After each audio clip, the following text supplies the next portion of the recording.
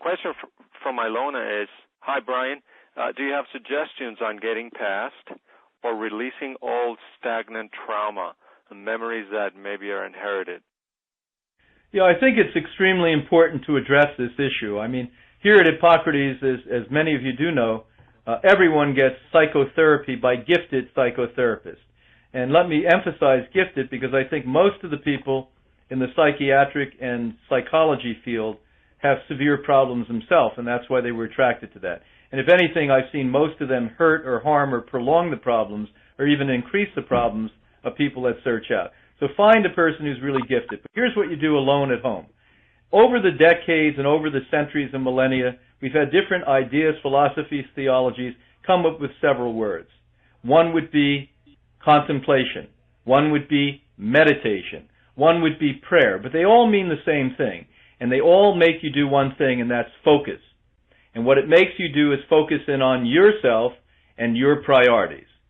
Now, I'll never forget, I've had a pretty good life. I had great parents. I'm totally in love with my wife and my 4 children. I love the work I do.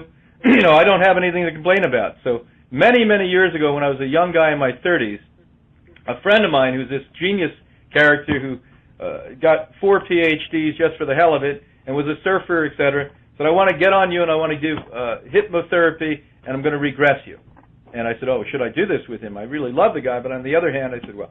So he regressed me, and I went back from 35 to 33 and about 29. And I got to 16, and he said I cried like a baby who was just hurt by his mother for an hour. And I sobbed, and I knew this was true because when I got up, my shirt was wet, the table was wet. And he said, you kept talking about something that was really profound in your life. And listen to this. This was nothing that anyone would ever think would have caused a problem. When I was 16, I was a musician, and I worked my way through school, and I love music. See, I've been blessed. I loved what I did when I was young. I love what I do now. And basically, the way I related with my father, he was very mechanical. He was an architect, a hardworking, good man who loved me. He didn't get music at all. He loved music. He listened to it, but he didn't get music, and he didn't get musician. So I went to him at 16, and I invited him out to a concert that was very important for me. And I thought it was just a concert when I was 16, but what I was doing is stepping up and asking, do you accept me as a man? And he was very busy and didn't mean harm to me, but said, no, I can't, I'm busy, etc. And that profoundly impacted me and restricted me and limited me from 16 years old to 35 years old for all those years. And you would never have thought something like this. So you're right, love.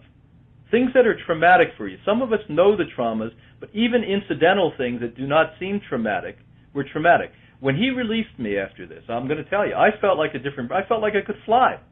And I don't think I ever stopped flying. I think I grew wings from that. So we see it here on a daily basis. When people come here, it's not food first, it's head first. Because if you can resolve these issues, these traumas, these incidental things that have blocked you and limited you, then you're going to start to love, respect, and honor yourself so that you eat right, you exercise, and you do all of the other functional things that allow you to have a full, happy, and healthy life. So focus by meditation, prayer, contemplation. If you have the economic ability and are fortunate enough to live in an area where there's somebody who's gifted at psychotherapy or some form of regression, I'd strongly suggest you do this. Neuro-linguistic programming classes. This teaches you about words and the way you reflect words and the way you use words. And sometimes, years ago, I used to run around and say to people, oh, I'm going to die. And somebody grabbed me 35 years ago and said to me, what are you? You'll never say you're going to die. You're actually projecting that you're going to die. And little things like this that nobody thinks about most of the time. And they sound a little new age until I've seen them applied for 40 years, and I realize this is not new age. This is cutting-edge psychotherapy that we understand now. So apply those things, become a happier, healthier person, because what Hippocrates' objective is to make healthy, sane people so that we can be good examples for the rest of humanity, so we bring humanity back to our beginning again, where everything was fine, that disease didn't exist, everyone lived in total harmony, not only with other human beings, but every creature on this earth, and we respected the earth that we live on. We didn't destroy it, we didn't pollute it, we didn't take more than we needed, we weren't greedy. So here at Hippocrates, that's what we do. We bring people back to the basics again and show them that everything really, really, really is simple. And when you know things are simple, then you move forward with openness and happiness and with enthusiasm. And it takes getting out those traumas inside of yourself. Thanks, Dr. Clement. And thank you, our listener and viewer. Please take a moment and leave us a comment. Did you like it? Did you hate it? Whatever you're feeling about what you just heard, let us know.